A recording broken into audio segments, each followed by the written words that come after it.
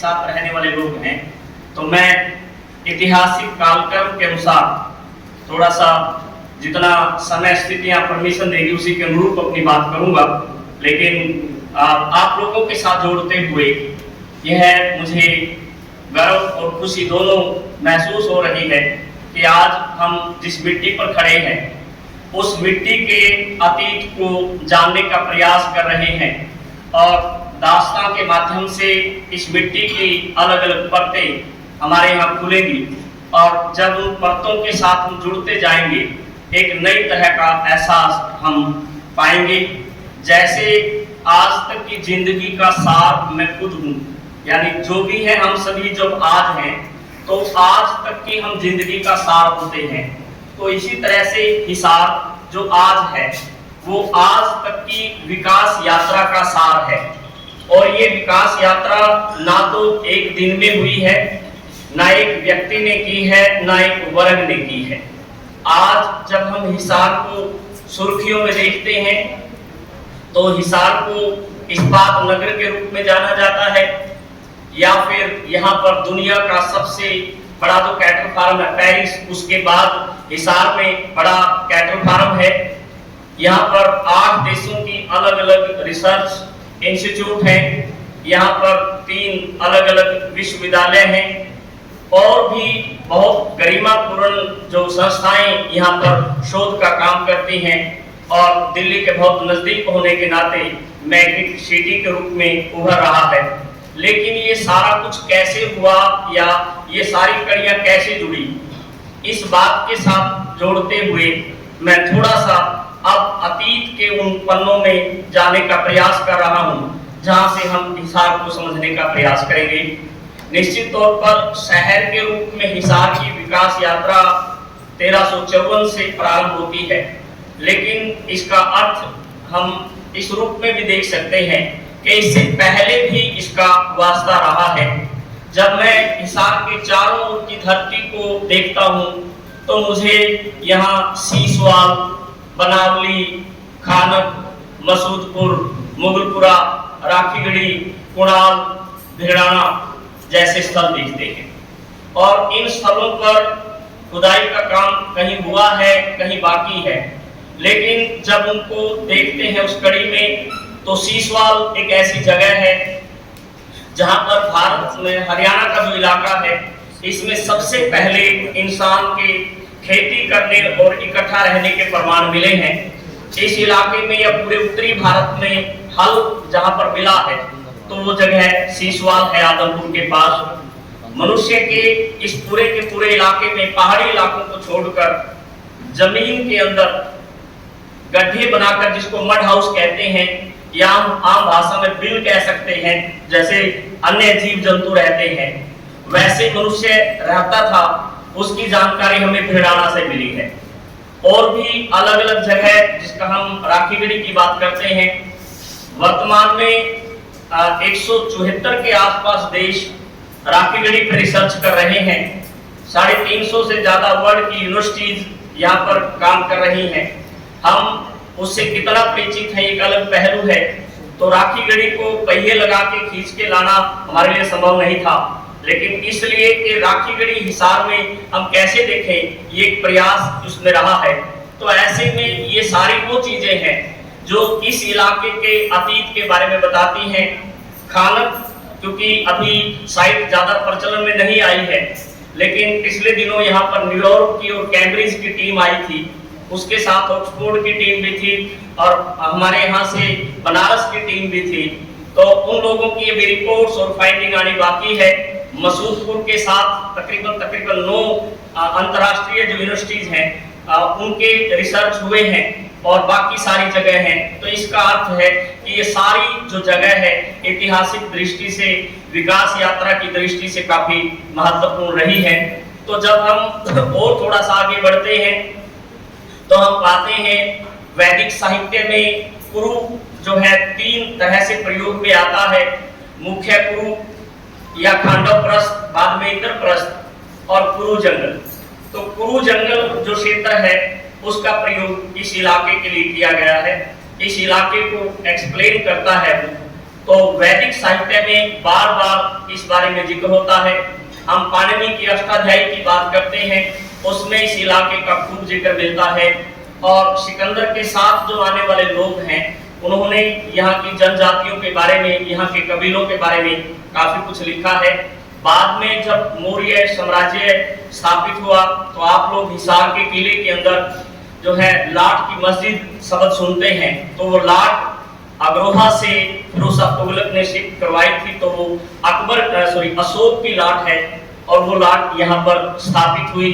और अग्रोहा में ही हम जो है बौद्ध जो है वो देखते हैं, मठ देखते हैं, जो यहाँ पर बुद्ध धर्म के विकास की यात्रा को बताता है। तो समय साथ साथ चलता गया, यहाँ की गतिविधियां साथ साथ चलती गई। और उस कड़ी में जब हम थोड़ा सा और आगे बढ़े तो हम हर्षवर्धन के पीरियड में उसके प्रधानमंत्री भंडी की बात करते हैं, जो उसका चचेरा भाई भी था। ये उसका मनपसंद इलाका था और इस क्षेत्र की डेवलपमेंट की सारी जो योजनाएं हैं उसके द्वारा की गई। तो फिर जब समय बदला और हम जो है मध्यकाल की शुरुआत में देखते हैं, राजपूत शक्ति का उत्थान देखते हैं, तो राजपूत शक्ति के उत्थान के तौर पर 735 में हांसी की स्थापना होती है और तकरीबन 850 के आसपास सिरसा की स्थापना होती है और यहाँ पर किलों का निर्माण होता है। और ये आगे चलकर पृथ्वीराज चौहान का इलाका रहा, उसके साथ ये चीजें रही।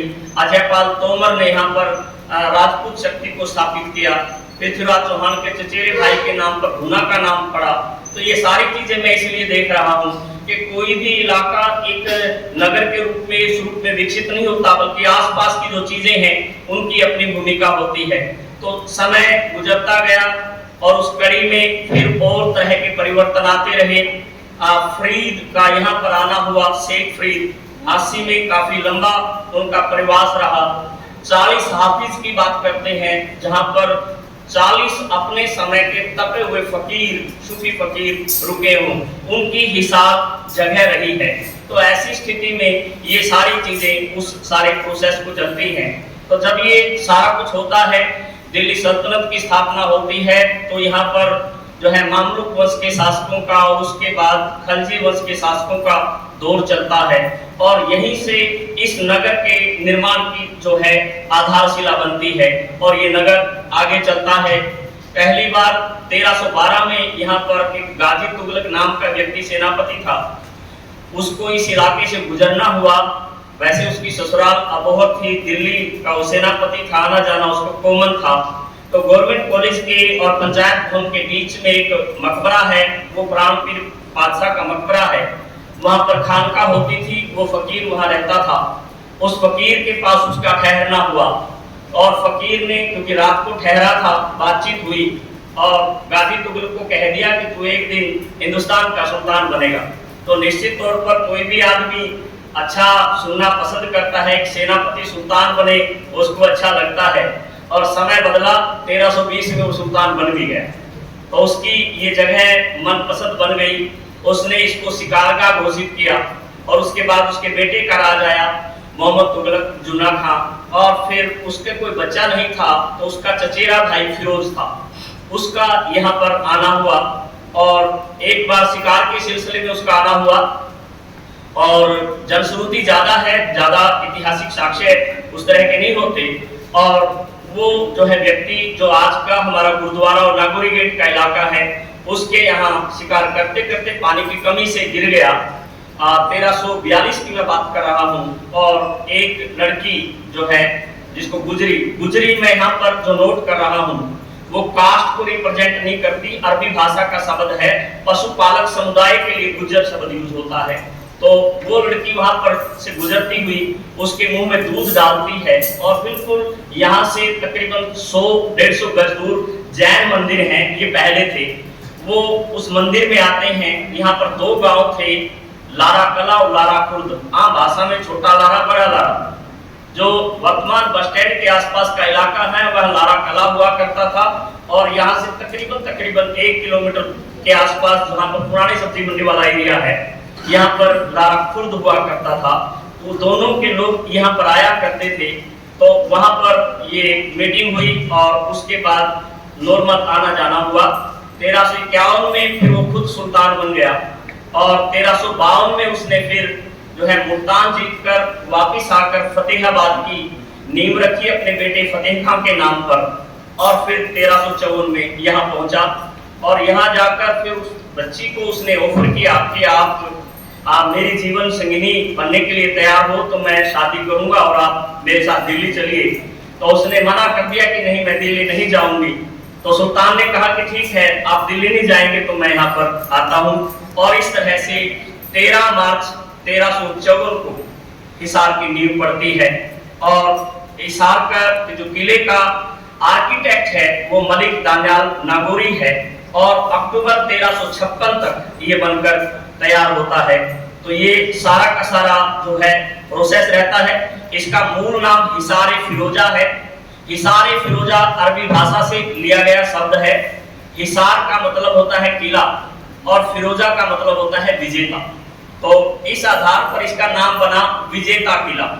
लेकिन क्योंकि फिरोज का नाम था तो इसको फिरोज के किले के नाम से भी जाना गया और ये चीजें इसी तरह से इसी प्रोसेस के साथ चलती रही और 1360 तक सुल्तान खुद यहाँ रहा। उसने यहाँ पर किले का निर्माण करवाया और किले के 4 गेट थे, नागौरी गेट, तलाकी गेट, मोरी गेट और दिल्ली गेट। और वो गेट अलग अलग तरह से उस संदर्भ में बने। बहुत डिटेल बताने की संभावना नहीं, लेकिन कई बार शब्द और भाव जब बदलते हैं तो उनका अर्थ बदल जाता है।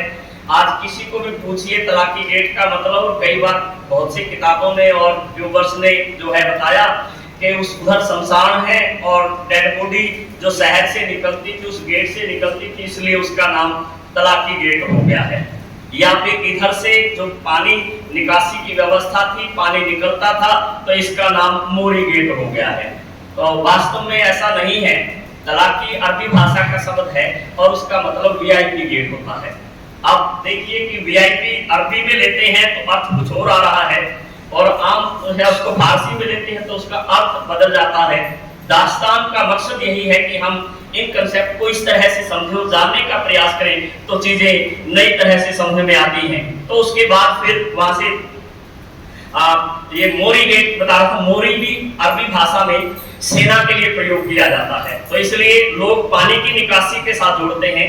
जबकि यहाँ पर पड़ाव है, यहाँ पर आगे मेला कुठी ग्राउंड है जहाँ सेना का पड़ाव होता था, पशुओं की खरीद बेच हुआ करती थी। मोरी गेट से जो है डिफेंस सिस्टम का आना जाना हुआ करता था। तो ये निर्माण है। हाँ, नागौरी गेट अपने आप में एक शानदार गेट हुआ करता था, बहुत बेहतर ढंग से। उसका कारण वही है कि जो आर्किटेक्ट है मलिक दानियाल नागौरी, वो नागौर का था और वो चाहता था कि मेरा नाम इस तरह से स्थापित हो कि दुनिया नागौरी गेट जब शब्द प्रयोग करे तो मलिक दानियाल नागौरी लोगों के दिमाग में आए। तो वो चीजें उसके साथ थी। शायद आज भी इसी तरह की विधियां चलती हैं। तो 1388 तक सुल्तान रहा तो उसने बहुत बेहतर किया। यहाँ पर वो 2 नहरें, एक यमुनानगर के पास ताजावाला से लेकर आया और एक सतलुज से लेकर आया। और इस इलाके में उस समय का राइटर भी लिखता है कि पानी की इतनी ज्यादा कमी थी कि 3 जित्तल में 1 मटका पानी मिला करता था। 1 जित्तल में 1 मन गेहूं आ जाता था, लेकिन पानी की कीमत जो है 3 मन गेहूं के बराबर थी। इस तरह की स्थिति थी और उसने इस तरह का किया और इतना अच्छा पानी उसने व्यवस्था की। यहाँ पर उसने 18 तरह के अंगूर विकसित किए। तो यहाँ पर मोटा सा कंफ्यूजन जो ज्यादातर लोगों को रहता है वो मैं क्लियर कर देता हूँ। बस स्टैंड के ठीक सामने किला है और जो गुजरी महल है वो जो सिविल हॉस्पिटल है उसके पास का इलाका है। ज्यादातर लोग बस स्टैंड के सामने वाला जो किला है उसको देखते हैं। तो मैं किले की कहानी को ज्यादा लंबा यहाँ नहीं खींच रहा हूँ। आप लोगों को कभी इनवाइट करूंगा या आप लोग कभी मौका देखेंगे तो मैं किले की हर बाउंड्री, हर पत्थर, हर उसको आपके साथ अलग अंदाज में प्रत्यक्ष देखूंगा तो ज्यादा बेहतर होगा। यहाँ पर मैं इस चीज को थोड़ा सा और आगे बढ़ा रहा हूँ, कभी भी कर लेंगे, कोई ज्यादा दिक्कत नहीं आएगी। तो ये जो है इस तरह से बना, पूरा नगर के अंदर शहर था। 3 हिसार फिरोजा नाम करने के पीछे लॉजिक ये भी था कि 2 और हिसार थे, एक कजाकिस्तान में था, एक ईरान में था। तो उसके बीच में डिफरेंस देने के लिए ये रहा। और उसके बाद फिर तुगलकों से सैयद और सैयदों से लोधी के पास ही आया। लोधी इसको सबसे ज्यादा पसंद करते हैं और इवन जब बाबर का आक्रमण होता है, पानीपत की पहली लड़ाई होती है, तो इब्राहिम लोदी को जानकारी मिलती है कि बाबर आक्रमण करने आ रहा है, तो उसने हिसार के नाजिम को गगर के पास उसको लड़ने के लिए भेजा और हुमायूं उसका बेटा था, उसने उसको जीता। तो ये 1525 में जीत लिया गया था, पानीपत बाद में जीता है और हुमायूं की ये पहली विजय थी, तो इसलिए हुमायूं की सबसे मनपसंद जगह थी। हिसार में सबसे ज्यादा बिल्डिंग फिरोज शाह ने बनाई और फिरोज शाह के बाद जो है हुमायूं ने बनाई और उसको अलग अलग अंदाज से इन सारी चीजों को देखा। उसके बाद फिर बाबर रहा, बाबर का यहाँ आना हुआ क्योंकि उसके बेटे की ये चहेती पसंद थी और बाबर के बाद ये हुमायूं, शेरशाह सूरी, अकबर, जहांगीर, शाहजहां, औरंगजेब, उन सारे उसमें गए। यहाँ पर 2-3 चीजें बताऊंगा बहुत ब्रीफ में ही। पहली बात तो हिसार एक अघोषित इलाका था, जागीर थी, जिसको भी मुगल शासक ने दे दिया अपने बेटों में, वो अगला सुल्तान बनता। बाबर के 4 बेटे थे, हुमायूं को दे दी, वो सुल्तान बना। हुमायूं के आगे जहांगीर, अकबर जो है जागीर दी, यहाँ बना। अकबर के 4 बेटे थे, सलीम को दी जहांगीर, वो यहाँ का शासक बना। जहांगीर के 5 बेटे थे, जो है शाहजहां को दी, तो वो बना। और शाहजहां ने ये दारा को दी थी और उत्तराधिकारी की लड़ाई के चलते हुए ये मिलनी भी दारा को थी और सुल्तान भी दारा ही बनना था, लेकिन इतिहास में बाकी चीजें नहीं हुआ करती, वो चीजें यहाँ पर हुई। तो इस इलाके को परगना और प्रशासन का केंद्र बनाने का काम जो है वो अकबर ने किया। यहाँ पर जो है टकसाल लगाई, तांबे के सिक्के बना करते थे। इलाके की जो डेवलपमेंट है वो सारी की सारी यहाँ के साथ जुड़ी और प्रशासन के केंद्र के रूप में इसको विकसित किया और इस पूरे के पूरे इलाके से अमरोहा, हांसी वगैरह मिला के वो तकरीबन 1 करोड़ रुपए की आमदनी इस इलाके से करता था। एक चीज और बता देता हूँ, अकबर के समय में हिसार से वैद्य जाने शुरू हुए थे। जगदीश नामक वैद्य को यहाँ से लेकर गया था। उसके बाद इवन 1857 तक शाही मुगल दरबार में वैद्य जो है वो हिसार का ही हुआ करता था। तो जागीर भी हिसार की थी, वैद्य भी हिसार के थे और ये चीजें साथ साथ चला करती थी और वो सारी चीजें रही। तो उसके बाद आप सब जानते हैं, क्योंकि मजबूरी है मेरी समय के चलते हुए, कहानी और भी जोड़नी है, बाकी चीजें भी हैं। तो 1707 में औरंगजेब की डेथ हो गई और हम सब जानते हैं कि 1707 में 3 मार्च को जब उसकी डेथ हुई उसके बाद मुगल साम्राज्य बिखर गया। लेकिन हिसार का जो जागीरदार था उस दौर का, वो इतना बढ़िया आदमी था, उसने उस पतन की यहाँ पर आंच नहीं आने दी और उसने हिसार में स्थिरता बनाए रखी और न इस इलाके को कोई इंडिपेंडेंट राज्य विकसित होने दिया। 1739 में जो नादिर शाह का आक्रमण हुआ, करनाल की लड़ाई हुई, उसमें वो मारा गया। ये हिसार का सबसे बड़ा नुकसान था कि इस इलाके में मुगल जो साम्राज्य है वो कमजोर हुआ और उसके बाद फिर ये हिसार अखाड़ा बन गया। यहाँ पर मुगल, पठान, स्थानीय जाट, पजाते और फिर फ्रांसीसी और फिर जिसको भी मराठे, जिसको भी मौका मिला यहाँ पर आए और इस तरह से आए कि इस इलाके को अखाड़े के तौर पे प्रयोग किया। मराठों ने पहले 1760 के आसपास यहाँ दस्तक दी और उसके बाद ये सारी की सारी चीजें चली।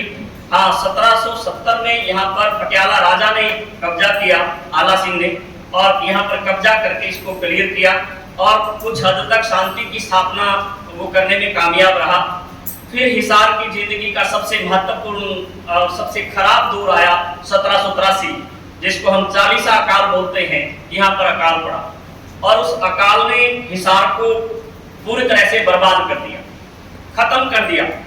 खत्म इस एंगल से कर लिया, यदि मैं आपसे पूछूं कि यहाँ पर आप पटवारी शब्द को जानते हैं, आप दादूपुर को जानते हैं, आप दाऊदपुर को जानते हैं, आप साली को जानते हैं, आप जखीरा को जानते हैं या मैक्सरा को जानते हैं, तो जवाब शायद होगा कि नहीं, ऐसा नहीं। तो क्यों ऐसा? अरे बच्चे क्या है इसको बंद कर, मेरे से इंपोर्टेंट बात क्या देख लेगा इसमें। तो ऐसे में ये गांव के नाम मैं इसलिए बता रहा हूं कि ये सारे गांव थे यहाँ और खत्म हो गए। 16-17 सेक्टर में पटवारी हुआ करता था, सेक्रेटरीट के पास दादूपुर हुआ करता था और जहाँ महावीर स्टेडियम है दाऊदपुर हुआ करता था, चंदन नगर के पास साड़ी हुआ करता था, हांसी इसके धासू के आसपास के एरिया में जो डियर पार्क है, यहाँ मैक्सरा हुआ करता था। लाहौरिया चौक से थोड़ा सा पीछे जो है वो जखीरा नाम का गांव हुआ करता था। इस तरह से यहाँ पर 15 गांव थे, खत्म हो गए। और उस स्थिति में वो आला सिंह भी छोड़ के चला गया हिसार, और हिसार प्रकृति के भरोसे आ गया। तो ऐसी स्थिति में आयरलैंड टिपरेरी का एक व्यक्ति जिसका नाम है जॉर्ज थॉमस, जॉर्ज को हम जॉर्ज बोलते हैं, और उसी ने ये कोठी बनाई जिसका नाम जॉर्ज कोठी है। मूलतः जॉर्ज कोठी थी, प्रोग्राम भी वहीं पर होना था, म्यूजियम भी वहां पर सरकार ने स्थापित किया, और उसने अपना निवास बनाया। राजधानी उसकी हांसी में भी थी, टकसाल यहाँ पे भी थी, और इसको पुनर्स्थापित करने का प्रयास किया, और काफी हद तक वो कामयाब भी रहा। लेकिन क्योंकि उसकी लड़ाई काफी लंबी रही और 1802 में वो हार गया, उसको अंग्रेजों ने, मराठों ने और फ्रांसीसियों ने इकट्ठा होकर हराया। और जब इकट्ठा होकर हराया, उसकी हालत बहुत खराब हो गई। जींद के शासक के साथ उसकी लड़ाई लगातार चलती गई। कुल मिला के 1802 में वो यहाँ से छोड़ के चला गया। फिर यहाँ पर मराठे आ गए और मराठों की हार हो गई अंग्रेज मराठा युद्ध में। 30 दिसंबर 1803 को एक सब्जी अर्जन गांव की संधि हुई, उसके तहत हिसार मराठों के पास चला गया, मराठों से अंग्रेजों के पास चला गया। यूं अंग्रेजों की यहाँ पर दस्तक होती है। 1803 से 1809 तक अंग्रेज सिर्फ इस इलाके की जानकारी लेते हैं, इस इलाके के बारे में समझने का प्रयास करते हैं। जितने उन्होंने प्रयोग किए वो सारे उनके फेल हुए, कहीं वो लॉ एंड ऑर्डर यहाँ पर मेंटेन नहीं कर पाए। तो इस तरह की स्थितियों के बीच से वो गुजरे, और उसके बाद 1809 में मेजर लुइसडम नाम का व्यक्ति यहाँ पर कैटल फार्म खोलता है, और वो कैटल फार्म 1 अप्रैल 1815 को सरकार लेती है, और मेजर लुइसडम को पूरी लाइफ के लिए उसका डायरेक्टर और इंचार्ज बना देती है। वो उसको कंटिन्यू करता है, और सही मायने में हिसार का पुनर्जन्म 1815 में होता है, जब यहाँ पर कैटल फार्म को सरकारी तौर पर स्वीकार कर लिया जाता है और सरकारी तौर पर ये स्थापित हो जाता है। तो उसके बाद जैसे जैसे आगे बढ़ती है, जैसे कि मैंने बताया, ये वही कैटल फार्म था जो इन 15 गांवों की उजड़ी हुई जमीन के ऊपर जो है 66.4 वर्ग मील में किया गया था। आज जब हम खुश होकर कहते हैं कि हिसार में लैंड बैंक बहुत है, वो बैंक वही है कि गांव उजड़ गए थे और उजड़े हुए गांवों को सरकार ने अधिकृत कर लिया, और वो सारी की सारी जमीन जो है वो सरकारी हो गई। तो इस तरह से 1815 के बाद ये सारी चीजें हुई। 1804 में जब अंग्रेज थे, तो अंग्रेजों ने पहले हांसी को जो है केंद्र बनाया, क्योंकि वहां किला था, हिसार अभी व्यवस्थित नहीं था। 1809 का एक डॉक्यूमेंट बताता है, यहाँ पर अनिल जी बैठे हैं अभिलेखागार विभाग से, तो कि हिसार की आबादी 400 से भी कम थी। 1809 में हिसार शहर की आबादी 400 से भी कम थी। आज हम 4 लाख लोगों के बीच में रह रहे हैं, तो आप देख लीजिएगा लगभग 215 सालों में हम कितने आगे बढ़े और किस तरह की ग्रोथ हुई और विकास यात्रा क्या कहती है। उसके बाद 1827 में पहली बार बस स्टैंड के पास जो है पीली कोठी अंग्रेजों की बिल्डिंग बनी। पहली यूरोपीय बिल्डिंग जहाज कोठी है, दूसरी यूरोपीय बिल्डिंग अंग्रेजों की बिल्डिंग जो है वो पीली कोठी है। और उसके बाद 1832 में फिर हिसार जिला बना, दिल्ली डिवीजन बनी, और आगरा प्रांत की दिल्ली डिवीजन का हिसार एक जिला बना। ये विकास यात्रा यहाँ से चलती गई। 1842 में फिर अंग्रेजों ने किला छोड़ के, और जो आज का जिसको हम पुराना कचहरी एरिया, ओल्ड जो है कोर्ट एरिया बोलते हैं, वहां पर बिल्डिंग्स वगैरह बनाई। मैं बहुत बरीक में आप लोगों के साथ शेयर कर रहा हूँ। और ऐसे में अंग्रेजों की जो नीतियां थी वो ज्यादा अच्छी नहीं थी, इतनी बुरी तरह से प्रभावित हुए, सब कुछ उजड़ गया, सब कुछ जो है सत्यानाश की स्थिति में आ गया। तो फिर 1857 हुआ, और 1857 में हांसी और हिसार के अंदर 29 मई 1857 को 42 अंग्रेज बने। यदि हम पूरे के पूरे भारत का आंकड़ा देखते हैं कि जहां पर लोग विद्रोही हुए हों और इस तरह की घटना घटी हो, तो यहाँ पर ये सारा कुछ हुआ है। और उस बारे में जहां सरकार का गोपनीय रिपोर्ट बताता है, जहां लोगों के द्वारा, क्योंकि लोग पढ़े लिखे नहीं थे, रागड़ियां गाकर चीजों को आगे बढ़ाया करते थे, वो रही। और साथ में गजब की बात जो बहुत मिर्ली है कि यहाँ पर लांदड़ी गांव के साहब रामजी राण नाम का व्यक्ति जो है रामायण का प्रवचन दिया करता था, और 29 तारीख को वो जो है आदमपुर के पास सदरपुर में प्रवचन दे रहा था। प्रवचन छोड़ दिए उसने, और जब तक यहाँ घटना घटी इस इलाके के बारे में उसने चर्चा करना शुरू कर दी। जुब्बा से लेकर कैथल तक उसने किया, 136 गांव के नाम बताए कि कहां कहां किस किस तरह से घटनाक्रम होता है। तो वो घटनाक्रम अंग्रेजों का रिकॉर्ड और जो लोग गाते हैं उनके बीच में पूरा तालमेल होता है। साहब जी राड़ में लिख रहा है यहाँ के बारे में 5 जून को जो सरकारी लेटर है डीसी का, क्योंकि डीसी का मर्डर हुआ, तहसीलदार का मर्डर हुआ और दिन में 11 बजे हांसी में रजब बेग के नेतृत्व में मूवमेंट हुआ। 1 बजे जो है आज जहां पर चर्च है वहां पर डीसी को गोली मारी, थॉमसन को गोली मारी और उसके बाद जो आज की रेड स्क्वायर मार्केट है यहाँ जेल होती थी, जेल तोड़ी, किले में आए, 1,70,000 रुपया लूटा और यहाँ पर कब्जा हुआ। शाहबाज बेग, गुरबख्श सिंह और रुकनुद्दीन मौलवी और मोहम्मद आजम इसकी टीम थी जिसने ये काम सारा का सारा किया और धीरे धीरे ये सारा घटनाक्रम हुआ। गायक इस बारे में लिखता है, मई महीना सन 57 तारीख थी, वह 1:29 हांसी और हिसार के में अंग्रेजा की बांधी घीस। तो वो फिर और चीजें आगे होती हैं, तो किसी दिन सौरभ जी को रागनी दूंगा, वो किसी टाइम पे गाएंगे तो वो चीजें जुड़ेगी। तो एनीवे मेरे पास ऐसी 10 के आसपास रागनियां हैं जो हरियाणा के अलग अलग इलाकों में लोगों ने गाई और वो उस 1857 को बुलंद आवाज के साथ ऐसा करते हैं। फिर जो लड़ाइयां चलती हैं, 5 बार मेरे जो पूर्वज हैं वो जीतते हैं और इतनी बार जनरल पोर्टलैंड यहाँ पर जीतता है।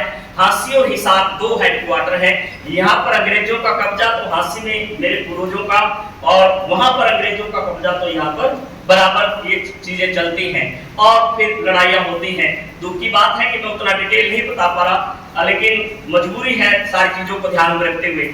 और फिर यहाँ पर अलग अलग लड़ाइयां होती हैं और जितने आसपास के गांव हैं, चाहे बाटोड़ है, चाहे खरड़ है, चाहे अलीपुर है, चाहे चौधरीवास है, चाहे सुरखड़ी है या फिर और जो गांव हैं उनकी हम बात करते हैं, बरवाड़ा की, खरा बरवाड़ा की, ये सारे आसपास के जो गांव हैं ये उमड़ पड़ते हैं और लड़ाइयां चलती हैं।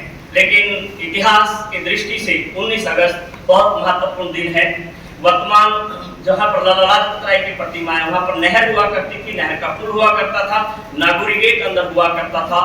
दिन में तकरीबन 10:30 बजे के आसपास इन पूर्वजों ने हमला बोला और लड़ाई हुई।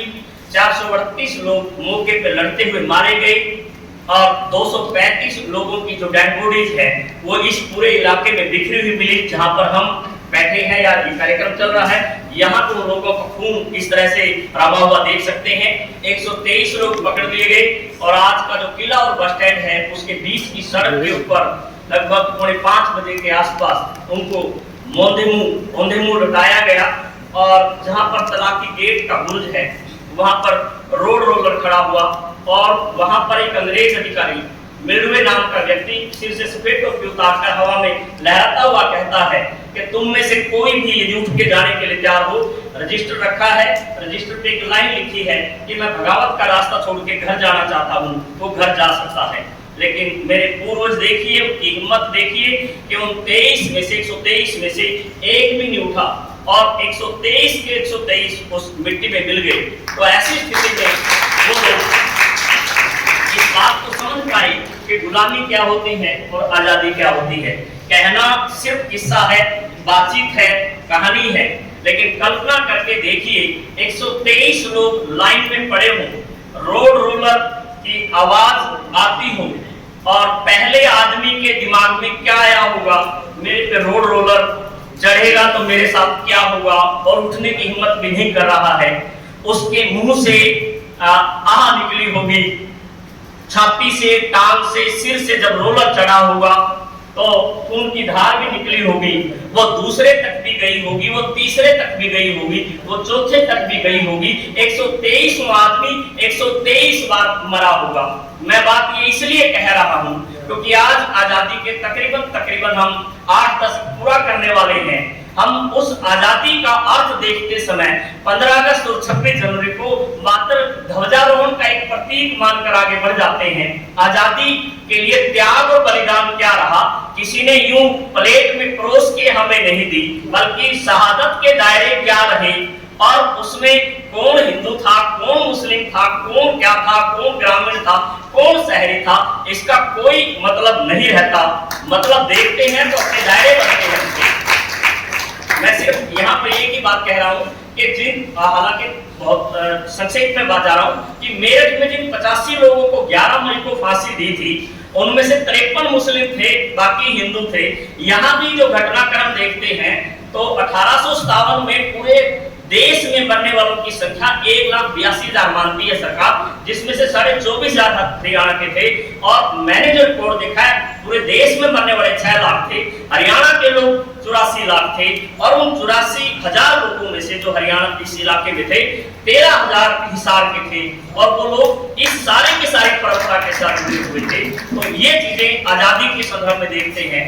तो जो किस्से हैं उनको थोड़ा आगे, तो 1857 एक ज्वलंत अध्याय है इसका, और वो सारी की सारी जुड़ती हुई चीजें आगे बनती हैं। कुछ समय के लिए थोड़ा ठहराव आया, आजादी की जो लड़ाई फिर एक संगठन कांग्रेस के मंच के रूप में आगे बढ़ी। तो जिस समय 1885 में कांग्रेस बनी उसी समय 1886 में यहाँ पर लाला लाजपत राय का आगमन हुआ। लाला लाजपत राय 1886 से 1892 तक के रहे। उन्होंने कांग्रेस की स्थापना की, आर्य समाज की स्थापना की, और जो है इन सारी गतिविधियों को आगे बढ़ाया। डॉक्टर बनानी भट्टाचार्य जी हमारे बीच में आए हैं, हम उनका स्वागत करते हैं, अभिनंदन करते हैं। और इस मुसाफिर के लिए माफी भी मांगते हैं कि मैम हमने कार्यक्रम प्रारंभ कर लिया क्योंकि हम समय की नासीर को थोड़ा सा आगे जोड़ना चाहते थे। और प्लीज स्वागत है, अभिनंदन है, और मैं अपनी बात को जारी रखता हूँ प्लीज।